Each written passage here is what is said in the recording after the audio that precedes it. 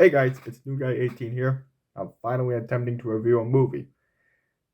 This time, I'm gonna be reviewing one of DreamWorks' animation's best movies. What can I say about DreamWorks animation? Whether hand-drawn or CGI, the companies managed to compete with Disney despite some rocky bumps in the road. As for their movies, while they can vary in quality, I'd say they're overall pretty good, definitely worthy of competing with some of Disney's movies. And among their existing franchises, I'd say the How to Train Your Dragon Trilogy is among the best of them. The first movie was a nice change of pace from their mostly comedy-heavy material. The second movie upped the ante. And then there's the third movie. How to Train Your Dragon, The Hidden World was made to be the conclusion of the trilogy, meant to send off the trilogy in an epic fashion. But does the movie manage to succeed at that? Well, let's find out. After you watch the movie, of course. In the years since he became Chief of Burke, Hiccup and his friends have been rescuing as many dragons as they can from the Warlords, a terrorist group essentially. During that time, Hiccup and Astrid have been facing the prospect of marriage. Gobbler encounters a hobgobbler and believes he's cursed. Fishlegs has become a dragon father, and Snotlout has become entranced with Volca for whatever reason. The subplots are all over the place in this movie. While Gobbler's is pretty funny, Fishlegs' is kind of annoying, and Snotlout's is just cringe with the whole age difference and the implications. Hiccup and Astrid's subplot was the best with it being a natural extension of their relationship, and I do like some of the scenes featuring them, though it can still get pretty cringy at times with tough nuts talk about marriage. Good news! I've been to 2 weddings. I crashed both, but none as high profile as this one.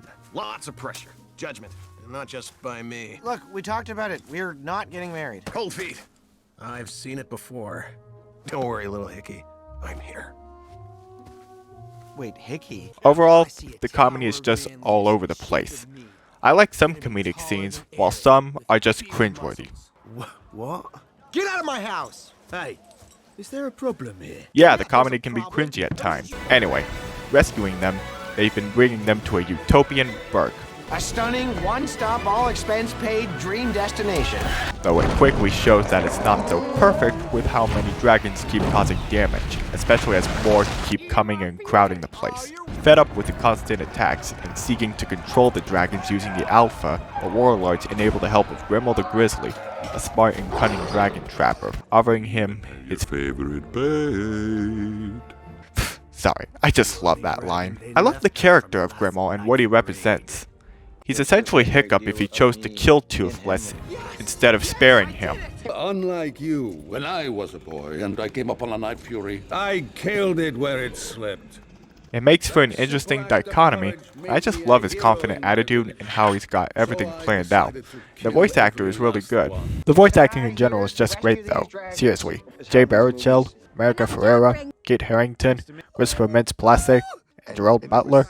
They all voiced their characters really well. In Hiccup's days as a young child, his father wanted to find the hidden world, to seal it up, and stop humans and dragons from fighting anymore. A bit of a case of retconning since Stoic never mentioned anything about a hidden world, but they did try to make it fit within the continuity. However, unlike his father, Hiccup intends to move the dragons and the people of Burke there, rather than sealing it up. Suddenly, Toothless senses a mysterious presence, a female dragon, that looks a lot like him. Another night fury. Oh, not quite. It's more like a bright... A light fury. Yeah, yours is better, probably. Yeah, kinda weird that they never actually gave her a name, so they just called her the Light Fury. Hey, kinda fits with her theme of being wild. And on that note, at the sight of humans, she immediately bolts from the scene. She was shown in captivity earlier, so I can see why she's so distrustful of humans, but on that note, the fact that this scene exists kinda undermines the grand character opening this scene felt like, apart from being from Toothless's perspective. And not to mention, she acts as if she's completely free and not under Grimmel's control. I mean, I guess Grimmel planned to have her free for later, but still, kinda gotta look deep for that. Hiccup and Tough Nut notice some dragon traps the next morning that Eric identifies as the work of Grimmel. Famous back where I'm from. The smartest dragon hunter I ever met. Well, next to me, of course.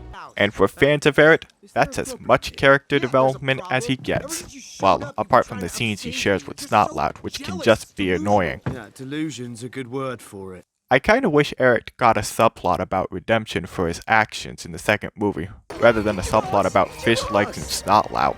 Gods! People who fly with babies are the worst!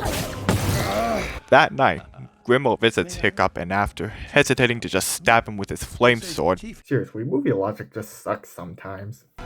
despite their best efforts, Hiccup's house is burned down along with part of Burke. In a rally, Hiccup suggests that they need to disappear. Off the map. Look, I know this is our home. My father left me to protect it. But Burke is more than this place. We are Burke, the people, the dragons. I say Burke is wherever we go. Kinda taking a bit of inspiration from Thor Ragnarok, aren't we? It's too late. She's already taken Asgard. Asgard is not a place.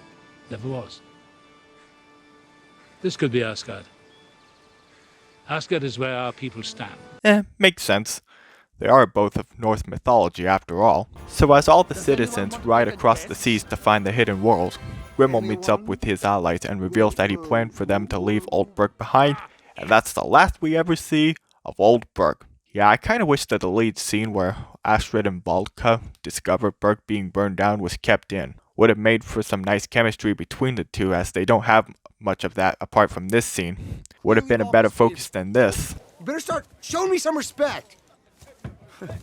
When the citizens arrive at a beautiful landscape, they start to settle in and call it New Burke, much to Hiccup's dismay. That night, Toothless encounters the Light Fury again, and with some advice from Hiccup, makes a fool of himself. I love that the animal noises kinda add to the comedy here, makes actions like these all the funnier. But it seems like Toothless's tail is becoming a hindrance, so Hiccup builds him a new tail that'll allow him to fly on his own. One thing I like is how they acknowledge Gift of the Night Fury and how initially Toothless didn't want an individual tail, but that he didn't have a reason back then.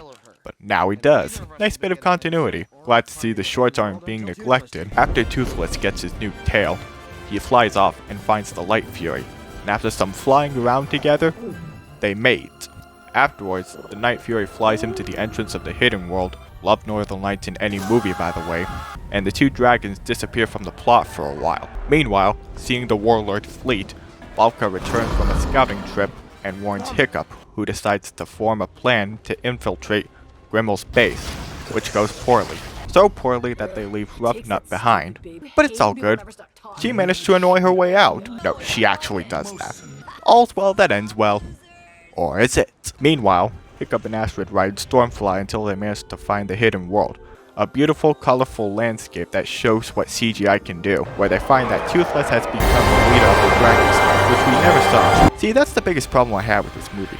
It focuses on uninteresting subplots, taking time away that could have been spent on more interesting stories. The dragons go crazy when they realize that they're there, and Toothless has to rescue them, leaving behind the Light Fury. And that's as much of the hidden world that we see in this movie. Yeah, for such a location that was marketed on so many promotional artworks, we see very little of it, period. I mean, I get the mysticism they were going for, but I still would have liked to see more. After thinking about his childhood where his father mourned his mother, and that sometimes it was for the best to let go, Hiccup, realizing that humans would only be intruders in the hidden world, decides to let go of Toothless, until the Light Fury suddenly shows up, not running away from the humans this time. I would say this came out of nowhere, but considering the conversation Toothless and the Light Fury seemed to be having earlier about Toothless's tail, I wouldn't be too surprised if she lightened up on some humans. I mean, heck, she wasn't even seen trying to attack Hiccup and Astrid when they were in the hidden world. However, it is at this moment that Roughnut arrives just as Grimmel kidnaps Toothless and the Light Fury, and threatens to kill her if Toothless doesn't command the other dragons to follow them. As a result of this, Hiccup once again feels at the bottom. You are the bravest, most stubborn, most determined knucklehead I know. Toothless didn't give you that, Hiccup. He just made it easier. Alright, enough with borrowing from Thor already. It's too strong. Without my hammer, I can't. Are you Thor, the god of hammers? That hammer was to help you control your power, to focus it. It's never your source of strength. But Astrid once again convinces him to find a way, nicely mirroring the first movie. Probably something stupid. So the Dragon Rider group managed to storm the Warlord's fleet, and I'm not gonna lie, I kinda thought all the Vikings would get together to fight him off. I guess Avengers Endgame spoiled me a bit there. Meanwhile, any doubts Hiccup and Astrid had about marriage go down in a blaze of glory. However, despite their best efforts, Grimmel captures the Light Fury, and the two fight until Grimmel sends Toothless falling to his death, and Hiccup frees the Light Fury from its chains and makes himself and Grimmel fall into the ocean. But Light Fury manages to save both him and Toothless, and Grimmel is seemingly killed by falling into the ocean. Afterwards, Hiccup realizes that the world doesn't deserve dragons, and he and the rest of the citizens of Berk decide to send their dragons off in a grand fashion. A few months later, Hiccup and Astrid tie the knot. Years later, they take their two children and they meet up with Toothless, the Light Fury, and their 3 dragon children. As they ride with them through the skies, Hiccup narrates that one day the dragons will come out, ending the movie with a nice emotional song as the end credits recap the entire trilogy. As for what I thought of the movie, overall, it's an entertaining movie.